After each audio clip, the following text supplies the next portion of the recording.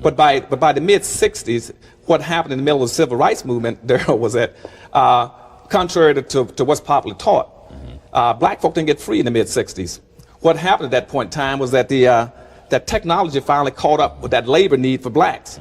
And for the first time, the public policy said, hey, we no longer need blacks to open doors and shine shoes and wash dishes and mop floors. We got technology that can do it. And when that happened, something very profound happened again to the public policy. And what they had to do then was say, the white society said, aha, now we got to change this public policy. So what they said is that now that we no longer need blacks, what we have to do is go into a new period called benign neglect, okay? Or callous indifference, or out of sight, out of mind. So then they said, so Monahan came up with a policy by the late 60s saying, or early 70s saying, it's time for us to move from focusing on black folk to focus on Indians, Hispanics, and women. But they also said what we must do in our new public policy is, first of all, make sure that all of our public policies at every level express no guilt for what has happened to black folk. Point one is pivotally important. Point two is that we show no responsibility or obligation to help blacks in any manner. Okay? Which means affirmative action and anything else. Point three is to make sure nothing is done to transfer that wealth that I told you, that 100% wealth on one side of the sheet over to blacks, that never occurs. And that is what we've been locked into from the mid-'60s up to today. Hello everyone, welcome once again to AfriPost. I hope wherever you're watching us from, you're having a great time. Now, as a creator who focuses on issues affecting blacks across the world, there are certain information that sometimes we come across and you get to ask yourself a lot of questions like, why didn't I learn about these things in my history class? Because if you look at the history books, you find that there is a lot of omission of what blacks went through, or even circumstances that led black to be wherever they are today. And you are told one side of the story, where much of what is being taught by white folks to black people is just a Eurocentric version of the history that existed before. This explains why sometimes you find, I bring for you some videos here that are quite detailed, especially talking about the true history of blacks in America. In today's video, we're going to focus on some history that has also been suppressed in many ways. We have retrieved one of the most consequential interviews by Dr. Claude Anderson, speaking about why the population of blacks across America has remained low over the years, and also the fact that the power and wealth gaps were maintained the way they are today. I want you to take a keen listen to what Dr. Claude Anderson is explaining in this interview. Then we shall be back to talk about it more. Let's watch. For over 300 years, blacks in America have been racially undermined by the government and barred from equal opportunity legally, politically, and economically. History shows blacks were the labor force responsible for the vast fortunes amassed in the United States and Europe in the 16th and 17th centuries. However, blacks control only 2% of the wealth in the United States. Good evening and welcome to Detroit Black Journal. I'm your host, Daryl Wood. Coming up on this edition of the Journal, we will engage in a revealing interview with Dr. Claude Anderson, author of Black Labor, White Wealth. We will find out why American public policy, by design, has created a permanent black underclass. With me for this edition is Dr. Claude Anderson, author of Black Labor, White Wealth, and he is also president of the Harvest Institute. Dr. Anderson, thank you for joining us on this edition of the Journal. Well, Daryl, thank you for having me here. The Harvest Institute is a black think tank that has as its goal the reforming of American public policy as it relates to blacks. That's correct. What we want to do is to get about the business for the first time in the history of this nation, design a policy that is strictly devoted to the economic and social reform of black America by giving them a national plan that would be proactive in resolving some of the major impediments and conflicts and developing broad racial strategies for dealing with white racism in this country. A major thrust in that direction is the release of your new text, Black Labor, White Wealth. That book is incredible in the respect that it destroys myths, long-held fallacies, lies, and illuminates history and factuality as it relates to the black condition in America. And by that, more specifically, the institutionalization of racism is exposed for what it really is in American society. You kick over some sacred cows in this book, don't you? Yes, I do.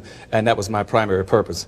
What I wanted to do, Daryl, in writing that book was two things. First of all, I wanted to send out a wake-up call to Black America. And secondly, I wanted to prove three things. First of all, is that are blacks in the predicament that we're in, and have we been in this predicament for 400 years because what's been told us, first of all, that it was by divine decree, or that it was genetically inherited, or was it really social engineering? And I went back and found out that it's primarily social engineering. That black folk in the predicament they're in because of social engineering. And what's happened to us all this time, Daryl, is that we've got locked into the lowest status of a no-win monopoly game. That means that we've had wealth in this country redistributed or maldistributed based on skin color going from the lightest to the darkest, lightest, yellow, brown, black. And the wealth has been skewed. So what happens in this country now is you got the white society controlling almost 100% of all the income, the wealth, the resources, the business, the corporations, the privileges, and all levels of government. And therein lies the problem. That's for your problem. blacks. And the issue is race and resources. And black folk don't have the wherewithal to change their conditions. And the reason that they have not historically in America had access is because of the way as you point out in the book, the legal system has been stacked against us. The political system has been stacked against us.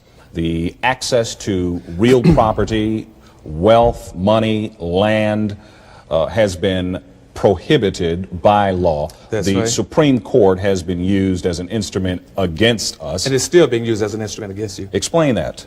Because initially, when the Constitution was written, all the Constitution did was picked up the old public policy that had already begun on black folk. When black folk first arrived in this country in 1619, there was approximately 20 blacks. By 1634, the Maryland colony came into existence. That time you had about 40, 45 blacks in the country.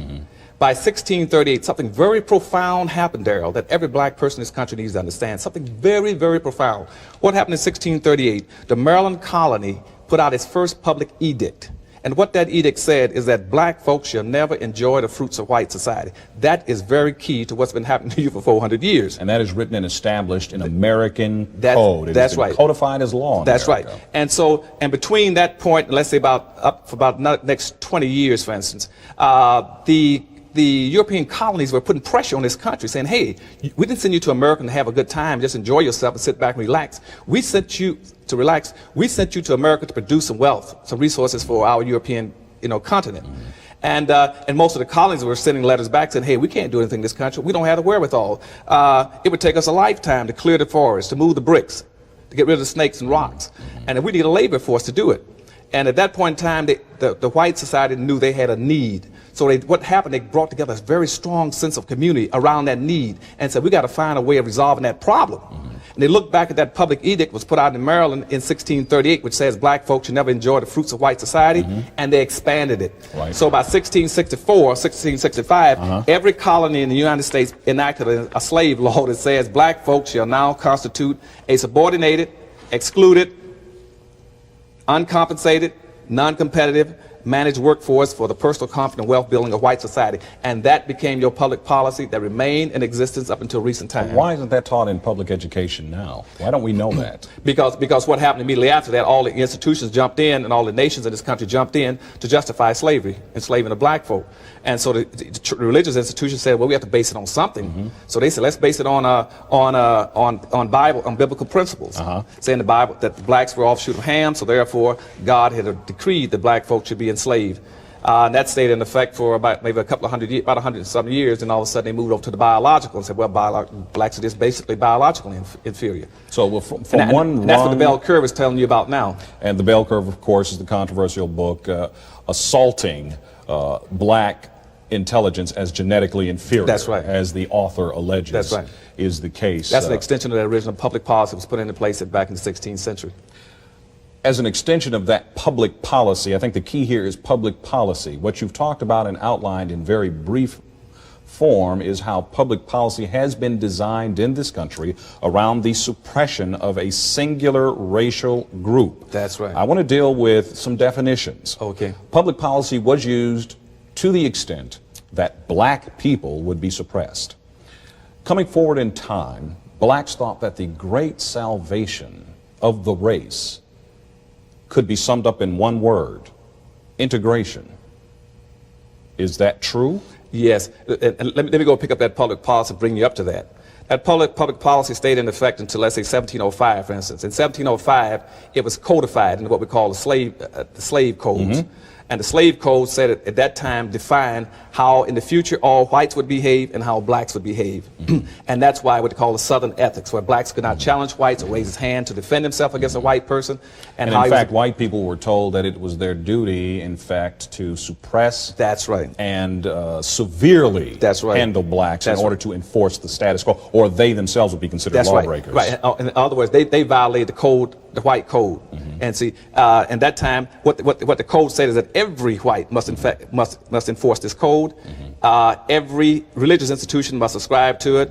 All levels of government must be responsible to it. Okay, it must be passed on through your social customs, Daryl, and also through your laws. I put a lot of those laws in the back of the book. Right. Okay, and once that was codified in 1705, everybody understood the law.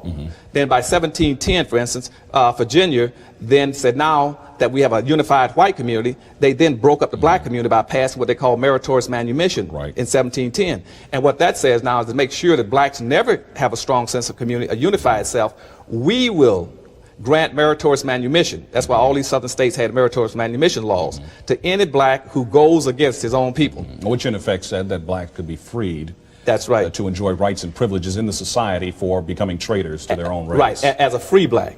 But it would never could be comparable to a white. Right. So when that law was passed, then we found that a black could be rewarded for squealing another black, what we call crabbing. And out of a possible 150 so-called insurrections or revolts, slave revolts, a black person squealed in every one of them. Okay, and he was rewarded for squealing on blacks. That's where you get the crabbing in the black society. Which is why there was virtually never a successful black That's revolt. Right. But see, and that kind of a system was never used against any other group in this country. No other group, Chinese, Hispanics, or any other group. Well, you make a strong case in the text for the singular selection, the purposeful separating out of people of the black race for this kind of treatment on this continent. To make sure there was never a strong sense of community, because the strong sense of community was a threat to the white society. I remember that public policy said you should be non-competitive. And as a matter of fact, the only monument right now in this country that I'm aware of that even recognized and honored a black for being that kind of a black is still in existence up in Harper's Ferry. You know where John Brown had his raid that night? Sure. If you ever go up there right outside the hotel, there's a big brown box there. There's a big monument carving to the black slave who jumped off the porch the night John Brown's troops entered the town, and John Brown killed him. The town erected a monument to the Sambo, saying this is the kind of black we like. Going from the historical codifying of suppression of blacks to the point where we had a civil rights movement in this country. The first civil rights movement is not the one that gets talked about very often. In the book, you talk about the first time blacks were freed, and you talk about how that freedom was really an illusion. What do you mean by that? Why weren't blacks free after they were emancipated following the Civil War? Because first of all, what they gave blacks was three things. First of all, they set him free, and secondly, they gave him a supposedly 14th Amendment due process and a right to vote. And but those things had no power attached to them. Blacks could not protect themselves with that, because see, everything in the society was based on your ability to be able to take care of yourself. And so blacks were set free at that time, naked, penniless, ignorant, defenseless, without clothing, animals, livestock, land. And so they were abandoned. And you gave him civil rights and the 14th Amendment. He couldn't use them. See, first of all, let's take the 14th Amendment, which is now the ones we hear a lot about. Between 1866 and let's say the 1900s, that 14th Amendment was used 319 times, okay? Out of that, 314 times was by corporations, not blacks. Blacks used it about 4 to 5 times, and guess what happened? They lost every time. Blacks never used the 14th Amendment until 1954. But all major corporations use it. That's when you hear about corporations now being an entity, a person. Or a person. They used that 14th Amendment that was given to blacks. They gave it to the corporations. And what they did, and immediately in 1870, they took blacks' rights from them, okay? Because they didn't have any power. So once again, the rights were basically suppressed. They were just suppressed. That which had been written into law was now effectively thrown out. Because blacks couldn't protect themselves. They had no power. And also what had happened at that point in time is that between 1619, when blacks first came in the country, and until the emancipation, all the wealth in this country and all the power was built around the black slave himself. That's where your money and power came from. Contrary to what people keep talking about, well, you know, land is most important. Land was never important. Land, Darrell, was totally useless without blacks. As a matter of fact, President Jackson said that blacks brought 75% of the value to land. You can come in this country and immigrant, go any place you want to find all the land free. You can just drive a stake in the ground and say, I own from here to that next street. Nobody cared. It had no value. It only had value when you put black slaves on it. And that's why all the wealth was concentrated in the South. As a matter of fact, in 1860, out of 66% of all the persons in this country had over $100,000 worth. We're in the South. As a matter of fact, and out of the 5 million blacks who were enslaved, they had a net investment value of over $8 billion. That $8 billion was more wealth than all the other corporations and federal government put together. As a white man in the South who had 2 black slaves was richer than any person in the North. If you threw the average person in the North, I threw in his house, his business, his land, his clothes, his net worth, and his bank account. Well, primarily because it was free labor. It was free labor. It was free labor. You worked them until they died. That's right. And the thing with a black is you had to work him unto death, but you could not let him grow old. Because you had no way of taking care of him. Economic liability. That's right. He became a liability. You had to work him to death early. Seeing then that the policy was set to keep blacks in a place of servitude, cheap or free labor, the country set about to make a set of rules, enforce them through institutions, government, the courts, and basically ensure that blacks through the immigration process would not grow to equal or majority status in the population. In the book, you outline that we're built in as a, quote, minority, unquote, never to exceed a certain statistical level. Right. In the early part of the 1700s, black slaves became such a good thing. Everybody was hauling black slaves into the country. And from Africa, they shipped approximately, from most of the research I can get, somewhere between 35 and 50 million blacks out of Africa. Over 2/3 of those died en route and in capture. But in this country, the black slave population, let's say, hit its peak about the 1750s. We had over 34% of the general population of this country was black at that time. That scared this country to death. They found out that the number reached that high. And in the southern states like Mississippi, Alabama, South Carolina, and Georgia, the population of blacks had gone somewhere between 55 and 60%. And they said, and so what the colonies started doing then was started saying to England, and remember now, England was franchising slavery. They set up a franchising system for slavery. They were making all the money and the wealth. Most of the wealth of this country was going to England, because England passed laws saying this country could not produce anything except cash crops and send it to England. England would manufacture it, you know, and send it back and sell it back to them. And that's what the Revolutionary War was over. The Revolutionary War was over black people. The wealth that black people were producing in this country in cotton, textile, rice, indigo, tobacco, and molasses, syrup, sugar. That's what the fight was over. But the black population hit somewhere around 34%. And after the Revolutionary War, they said the first thing we're going to do is to make sure we get that black population down, because it's a threat to us. So in 1790s, right after the Revolutionary War, the first act of the new Congress was to enact what we call the first naturalization and immigration law, which says this is a white country, white man's country, period. And we slapped a zero quota on blacks in this country. No other group had the kind of quotas or limits in terms of immigration to this country placed on them. The blacks did. That's right, because they did not want blacks to be a threat. And that's why they also passed manumission laws to stop anti-manumission laws, saying that we do not want more than 2% of the blacks in this country to be free slaves at any particular time. And that's why a lot of people could not free their slaves, because they were threatened by the free slaves. Because the worst thing in the white society's mind was an uncontrolled, unmanaged black person, because it violated the public policy on blacks. And so they stopped a lot of people from freeing the slaves.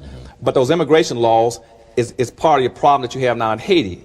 So they don't want to raise that immigration. The present population in this country with blacks is 12.3, which is exactly what it is for Africans in the world, 12.3. And with the black population of Africa, the world population. But also it's important to know that that's why integration won't work, for the same reason. Now, you come forward in time to the question. Now, the book spends a lot of time outlining the historical problems Right. facing blacks. It spends a lot of time talking about what's wrong for blacks in America, as well as what's wrong with blacks in America. Lest people think that this is strictly a history lesson, let me rush in to say that the book is filled with exposition on solution-oriented plans and strategies for turning this situation around. It doesn't necessarily call for violent overthrow of the government either. No, we don't do that. It is not, and let me ask you this question, it is not an assertion of socialistic or communistic principles, is it? No. See, the basis of the book is saying that black people's future is in their past. You have to understand it. And secondly, from my perspective, see, I've never had any inclination towards socialism, nationalism, any other ism. My only ism is blackism in this perspective, that I want black folk, I see myself as an empowerment pragmatist, saying how do we get from where we need to go as quickly as possible to save ourselves from becoming a permanent underclass in this country by the year 2013. And one of the ways that you say will not work is integration. Integration. Okay, integration Well, won't... black people think that integration is the way to go, and Oh, white God. folk have thought forever, liberal white folk have thought that integration is the way to go. Oh, sure, if I was white too, because I really got you boxed in now. See, because that public policy, let me go back to that public policy again. At the turn of the century, that public policy was picked up by our organization, NAACP and Urban League. They saw it and they said, now we're going to come into existence and try to help black folk. What can we do? They were only permitted to help black folk in the context of the public policy. The public policy said black shall be a managed labor force. So the precepts of the Urban League and the NAACP was to help black folks find equal employment opportunity. See what I'm saying? And by the mid-1920s, Garvey and somebody said, hey, hold a second, how about some economic? And they said, no, that's out. And so we could never move blacks into starting their own businesses as a national public policy. So in the mid-19... Because again, the law stipulated that blacks cannot have businesses compete with whites they couldn't or do compete. anything that would bring profitability to blacks and take it away from whites. Either through they utilize legal and extra legal means to keep blacks out. In many cases where blacks, you see, nobody in this country is more qualified, for instance, raising tobacco and raising cotton than black folk, okay, and taking care of livestock. In many instances, they would even poison the blacks' livestock. They would burn his cotton, burn his wheat. So blacks could not, and that's why if you look in the back of the book, you see all kind of laws that says blacks should not compete with blacks and compete with whites and a whole number of things. But by the mid-60s, what happened in the middle of the civil rights movement there was that, contrary to what's popularly taught, black folk didn't get free in the mid-60s. What happened at that point in time was that that technology finally caught up with that labor need for blacks. And for the first time, the public policy said, hey, we no longer need blacks to open doors and shine shoes and wash dishes and mop floors. We got technology that can do it. And when that happened, something very profound happened again to the public policy. And what they had to do then was say, the white society said, aha, now we've got to change this public policy. So what they said is that now that we no longer need blacks, what we have to do is go into a new period called benign neglect, okay, or callous indifference, or out of sight, out of mind. So then they said, so Monahan came up with a policy by the late 60s saying, or early 70s saying, it's time for us to move from focusing on black folk to focus on Indians, Hispanics, and women. But they also said what we must do in our new public policy is, first of all, make sure that all of our public policies at every level express no guilt for what has happened to black folk. Point one is pivotally important. Point two is that we show no responsibility or obligation to help blacks in any manner. Okay? Which means affirmative action and anything else. Point three is to make sure nothing is done to transfer that wealth that I told you, that 100% wealth on one side of the sheet over to blacks, that never occurs. And that is what we've been locked into from the mid-60s up to today. But once again, the civil rights movement focused on integration. The civil rights movement said if we can move into their neighborhoods, if we can go to schools with them, if we can sit at the same lunch counters with them, then we'll make the breakthroughs we need to make to end this codified evil called racism. Because we had been pursuing, since that original mandate in 1638 excluded us, saying black folks should never enjoy the fruits of white society, that's been locked in our mind to enjoy the fruits of white society. So we want to integrate. But nobody else in this country ever wanted to integrate. What they want to do is assimilate. They've always had the option to assimilate by the second generation. The difference being? The difference being that they can move in and blend in. They can intermarry and blend in, and by the second generation you can't tell who's who. Or they can have the option of setting up a little Haiti, or a little Havana, or a little Cuba, or a little whatever you want, or a little Italy. But black folks wanted to integrate. And and integrate killed us for a number of reasons. Right. I'll try to get these points in Okay, very quickly. go ahead. One, first of all, integration is nothing but a new modified form of segregation. Only thing now, you've broken your people down to a smaller unit, and you defied the first premise of power, which is you no longer have numerical power. Now you're in little small groups all around large urban areas. That's point one that's going to knock our brains out. Point two is that the white society maintains what we call a racial balance, or what we call a tipping point, which says that I will accept black folks primarily at 0, but I would tolerate them anywhere from up to 5 to 8% of any given population. But the minute they cross that 5 to 8% population, it is no longer integration, it's now invasion, and I must take action against it. So I'll either take my kids out of school, put my house up for sale, move my business to the suburbs, or I will resign from the organization, okay? Because I'm not going to let him get that dominance over me. Third thing that immigration is done for you, it destroyed all your major businesses, because they use the highway system to drive expressways right down the center of every black community in this country. And where blacks used to have major business opportunities in the country, they were all destroyed. 4, we find that also we got a major capital drain. There's a basic rule in economics which says you must spend your money in your community and make it bounce 8 to 12 times before it leaves. Black money never bounced one time. Black folk have approximately $300 billion passing through our hands annually. Right. That money doesn't even bounce in our communities. There are other things that you mentioned in the book that are evils to black empowerment. We don't have a lot of time left, but in the closing moments, I just want to throw out some key terms that you express in the book and get your very brief reaction to them. First of all, black empowerment is not the same as empowerment, is it? No. Why? No. Because empowerment, in my definition, means giving people the psychological feeling of competence and ability to compete. Now, keep in mind, and I told you back on that public policy, they did just the opposite in the conditioning system, was to tell you that you could never compete with the white society. Right. And that they passed laws that restricted you from competing. And they also, in their conditioning element, they made you see your future and your well-being only through the eyes of the master, okay? And so when I talk about self-empowerment, I'm talking about how do you get my people to be able to feel self-confident, that they can pick up resources and be just as competitive as any other group. Group economics. Group economics. We have to start practicing group economics, which means you're going to have to start spending you got to stop the flight of black capital out of this community, out of our communities. Presently what's happening is black folk are spending 95% of our money in the suburbs, okay?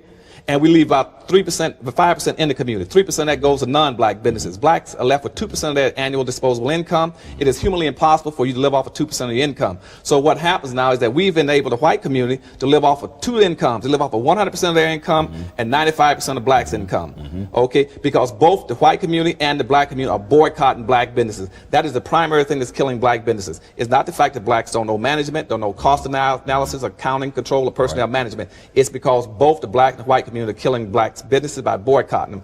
We also know we don't practice quid pro quo in politics, which means you got to say to your people in an election, what can you do for me whether you're black or white if I vote for you?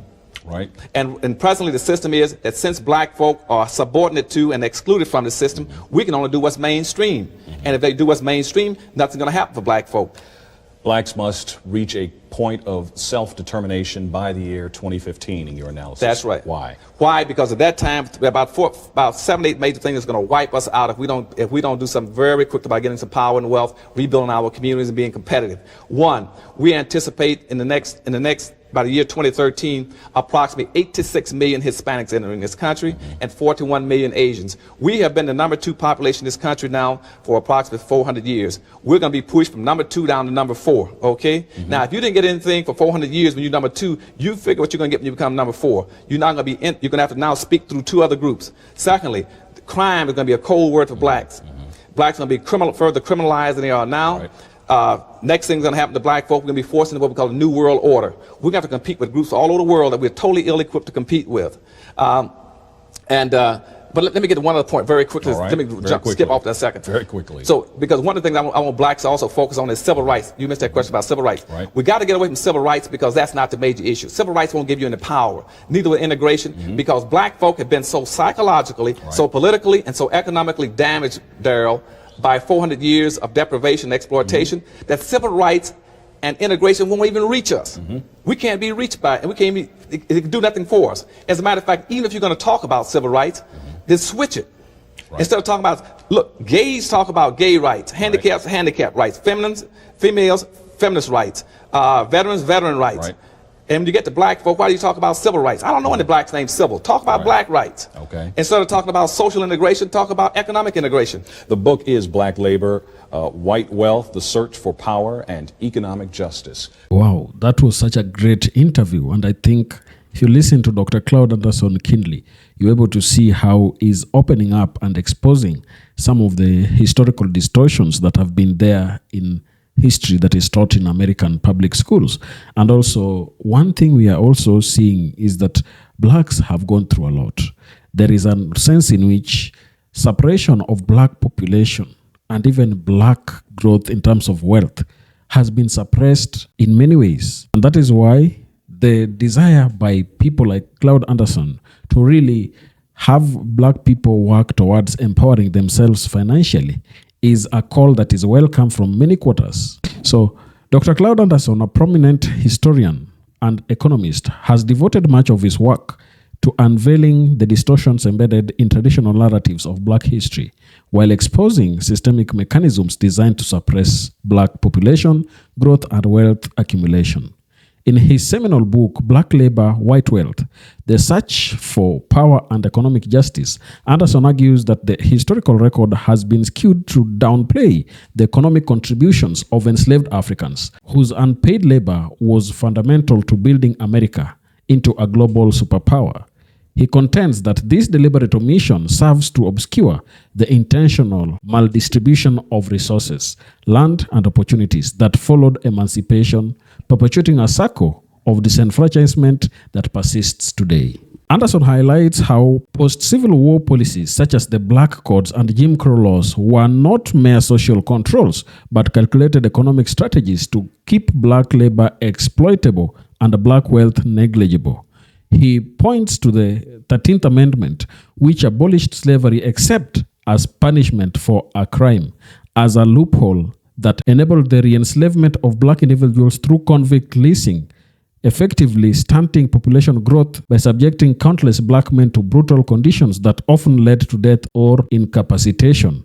This, he argues, was a form of demographic suppression, reducing the black community's ability to build generational stability. On the economic front, Anderson exposes how white elites engineered a system akin to a real-life monopoly game where black people were relegated to the lowest ranks, unable to amass capital or property. He cites the failure of Reconstruction promise, like the unfulfilled 40-acre and a mule, and the subsequent rise of sharecropping, which trapped black families in debt peonage, as evidence of a deliberate plan to prevent wealth accumulation.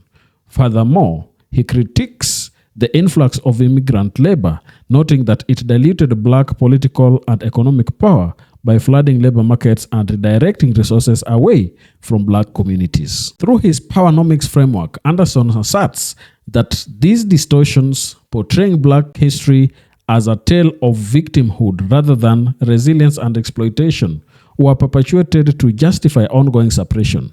By revealing these truths, he calls for a re-examination of history, urging black Americans to reclaim their narrative and pursue collaborative and collective economic empowerment as a counter to centuries of orchestrated exclusion. His work underscores that understanding these distortions is the first step towards dismantling the system that continues to hinder black progress.